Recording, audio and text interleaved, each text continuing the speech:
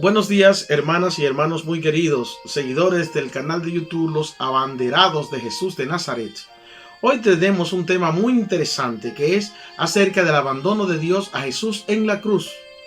Los objetivos son explicar si Jesús murió en total desesperación ante el silencio guardado por el Padre en medio del suplicio, y también exponer por qué la muerte de Jesús fue un escándalo para sus contemporáneos.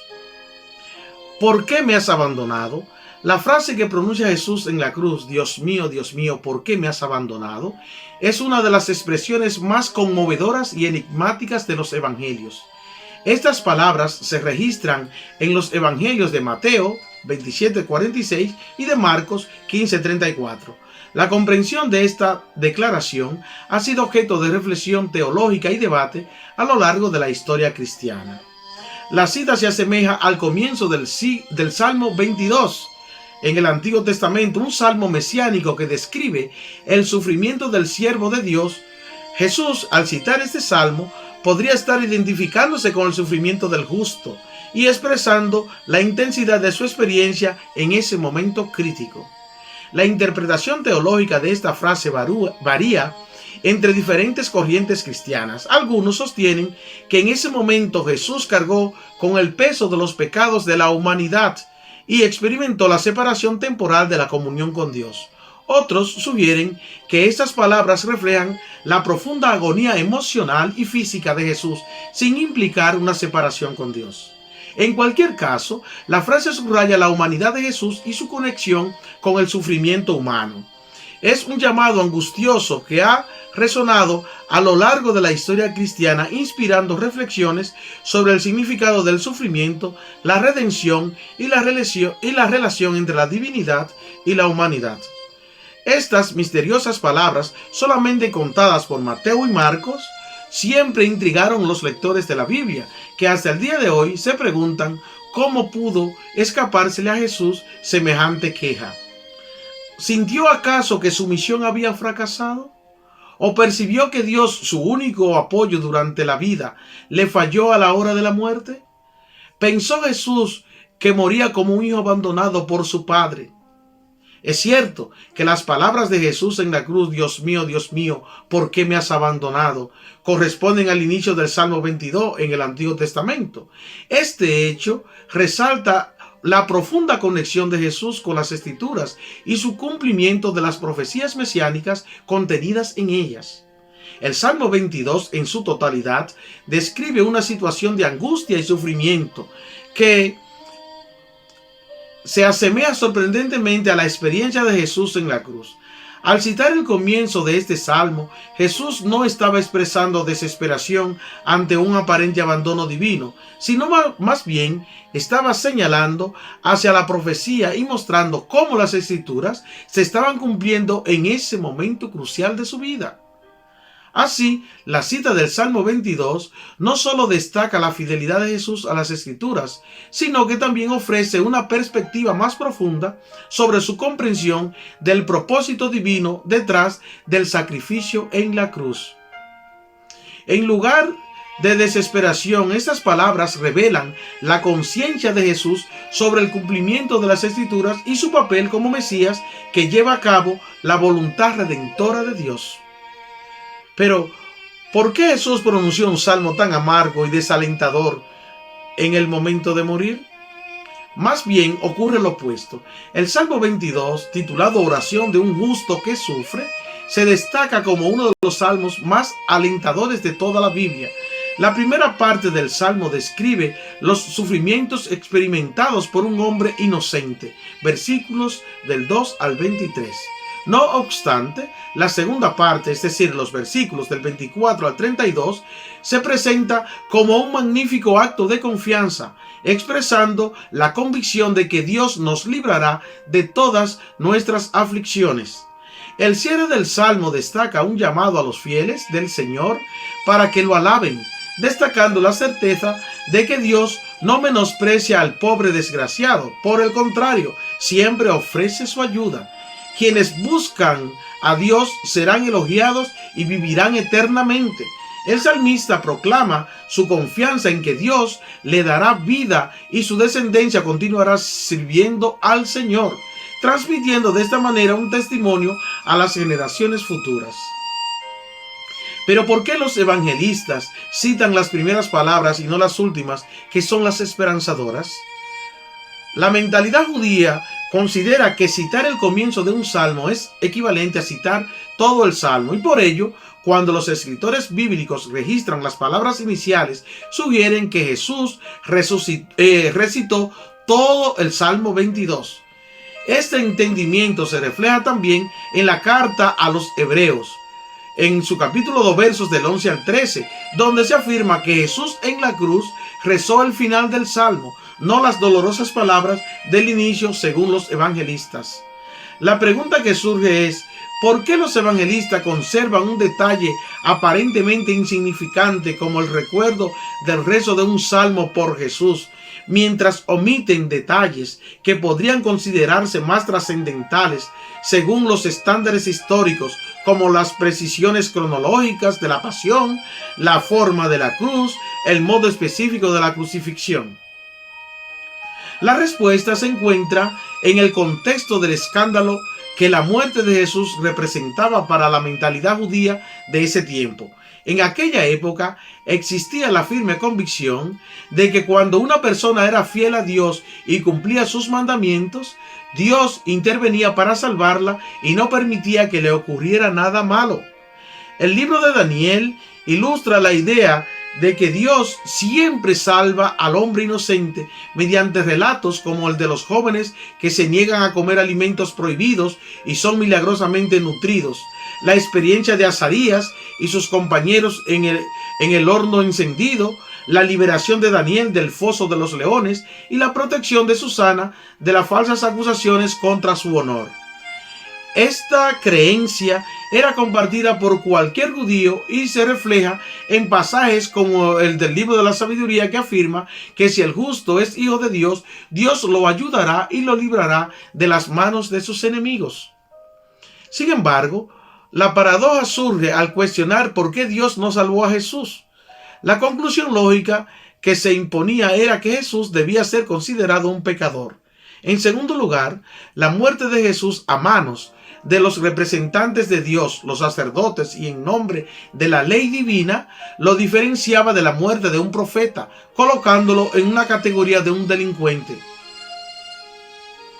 Finalmente, la forma de su muerte, colgado de un madero, lo convertía automáticamente en un maldito de Dios, según el versículo del Deuteronomio que afirma que el que cuelga de un madero es considerado un maldito por Dios. Deuteronomio 21, 23. ¿Cómo murió Jesús para el pueblo judío? Sin el auxilio divino, en nombre de las autoridades religiosas y maldito por Dios. ¿Era posible una muerte más vergonzosa? ¿Cómo podrían los cristianos convencer a la gente de que Él era el Mesías, el Hijo de Dios que venía a salvar a su pueblo? Ningún judío piadoso lo habría jamás aceptado. Ante el escándalo evidente de la vergonzosa muerte de Jesús, los primeros cristianos, inspirados por Dios, buscaron una solución al demostrar que todo lo contenido en la pasión y muerte de Jesús estaba predicho en el Antiguo Testamento. Argumentaron que los sufrimientos del Maestro estaban previstos por Dios y ocurrieron según su voluntad. Incluso los detalles más insignificantes de su impactante final se interpretaron como cumplimiento de las Escrituras. Dado que los salmos eran ampliamente leídos, conocidos y meditados en la piedad judía, los cristianos recurrieron a estos libros en busca de elementos que respaldaran las circunstancias proféticas de la muerte de Jesús. Por ello, en la narrativa de la pasión de Jesús se acumulan más referencias a los salmos que en cualquier otro momento de su vida, como si quisieran concentrar allí el cumplimiento de todas las predicciones bíblicas. Consecuentemente, los relatos de la pasión y muerte de Jesús no proporcionan precisiones históricas ni ofrecen una crónica exhaustiva de los hechos. Dejan de lado escenas importantes, destacan otras de manera tenue y se centran especialmente en aquellas que pueden respaldar en las Escrituras incluso si son de escaso interés. Cada comunidad cristiana y cada evangelista posteriormente hizo lo posible en este esfuerzo por explicar el escándalo de la cruz a través de las profecías de los salmos. Aquí lo interesante sería saber en cuáles salmos estaba anunciado el escándalo de la muerte de Jesús en la cruz. Pues bien, el escándalo de la muerte de Jesús en la cruz se asoció con varios salmos del Antiguo Testamento, que según la interpretación cristiana anticipaban y anunciaban estos eventos. Algunos de los salmos más citados en este contexto son: ya en el comienzo de la pasión, mientras Marcos y Lucas dicen que eran los sumos sacerdotes y escribas quienes conspiraban contra Jesús y que andaban buscando cómo apresarlo, Mateo, más cuidadoso que ellos dos, dice que fueron los jefes y menciona una reunión que hicieron para atraparlo. Mateo 26, 3 al 4. Porque así se cumplía la profecía del Salmo 2:2, donde dice que los jefes se reunieron contra Dios y su Mesías. El Salmo 22, este salmo es especialmente relevante, ya que comienza con las palabras que Jesús pronunció en la cruz: Dios mío, ¿por qué me has abandonado? Salmo 22:1. El salmo describe evidentemente la angustia y el sufrimiento, así como elementos que parecen aludir a la crucifixión, tal y como hemos puntualizado en los acápites anteriores. También la traición de Judas la explica San Juan en su capítulo 13, 18, con la profecía de un salmo. Afirma que eso sucedió porque tenía que cumplirse las escrituras del Salmo 41:10, que dice: el que comparte mi pan se volvió contra mí. Y más adelante lo reitera: ninguno de ellos se ha perdido excepto el que debía perderse, para que se cumpliera la escritura. 17:12, refiriéndose al mismo salmo. El hecho incomprensible de que Jesús, a pesar de haber pasado haciendo el bien y ayudando a los más pobres, fuera odiado y rechazado por las autoridades judías, estaba igualmente anunciado en los salmos. Jesús lo dice: nos odian a mí y a mi Padre. Pero así se cumple lo que está escrito en su ley. Salmo 69:5. Contiene descripciones de aflicción y desprecio que se han asociado con la pasión de Jesús. Me han odiado sin motivo. Juan 15:24-25. Y al contar la terrible agonía en el huerto de Getsemaní, los evangelistas relatan que Jesús les hizo a sus discípulos esta confidencia: mi alma está triste hasta la muerte. Mateo 26:38, Marcos 14:34, para que se cumplieran las palabras del Salmo 42:6. Al ser arrestado Jesús y llevado ante las autoridades, refieren los evangelios que el sumo sacerdote le preguntó: ¿eres tú el Mesías, el Hijo de Dios bendito? Y él le contestó: sí, yo soy. Y verán cómo el Hijo del Hombre se sienta a la derecha del Todopoderoso y viene entre las nubes del cielo. Marcos 14:62. Así se cumplía lo dicho por el Salmo 110:1, que para los evangelistas profetiza la glorificación de Jesús por Dios.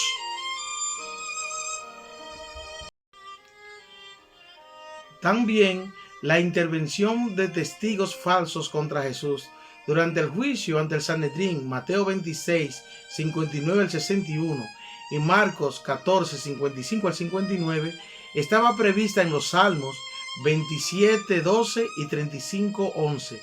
Se levantan contra mí testigos falsos y me preguntan de lo que nada sé. Luego de condenar a muerte al Señor, lo llevaron al monte Calvario. Entonces Marcos dice que le ofrecieron vino con mirra antes de crucificarlo. 15:23. Era una bebida con la que solía invitarse a los condenados a muerte como narcótico para atontarlo y atenuar así sus sufrimientos. Y añade: pero él no lo tomó, como una forma de querer asumir los padecimientos hasta el final. Mateo, en cambio, no dice que fue vino con mirra, sino vino con miel, y que sí lo probó. 27:34. Con estos cambios podía demostrar que se estaba cumpliendo la profecía del Salmo 69:22 en su versión griega, que decía que han dado hiel como alimento. Cuando detuvieron a Jesús para crucificarlo, llama la atención que los 4 evangelios anoten el detalle insignificante de que los soldados se repartieron sus ropas y sortearon la túnica que sobraba para ver a quién le correspondía. Y Juan explica por qué era importante este detalle, porque así se cumplía la escritura del Salmo 22:9, que dice: se han repartido mis vestidos y han echado a suerte mi túnica. 19:24. Por lo tanto, hasta el hecho vital del destino de sus ropas estaba previsto en el plan de Dios. Al contar las burlas que le hacían a Jesús los que pasaban por el lugar, Mateo dice que movían la cabeza y decían: ha confiado en Dios, que Él lo libre ahora, ya que lo ama. 29:37. Para que se cumplieran lo anunciado en el Salmo 22:8-9, que dice: mueven la cabeza y dicen: ha confiado en el Señor, que Él lo libre, ya que lo ama. Y Lucas añade que hacían muecas en burlas frente a Jesús, 23:35, para recoger la profecía de ese mismo salmo, donde dice que todos me hacen muecas de burlas, en el Salmo 22, versículo 8. Lo que sucedió al morir Jesús estaba también previsto por los salmos, según el evangelista Lucas, quien anota que sus familiares se mantenían a distancia presenciando la desgarradora escena en 23:49, porque el Salmo 38:12 dice: había profetizado de esta manera: mis familiares se mantienen a distancia.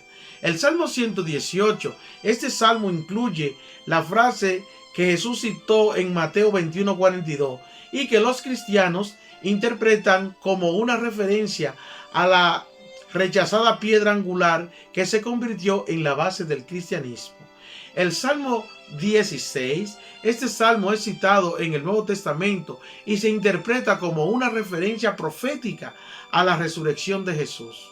El Salmo 34 no está directamente vinculado con la crucifixión, pero se cita en el Nuevo Testamento en relación con la protección divina y el sufrimiento del justo.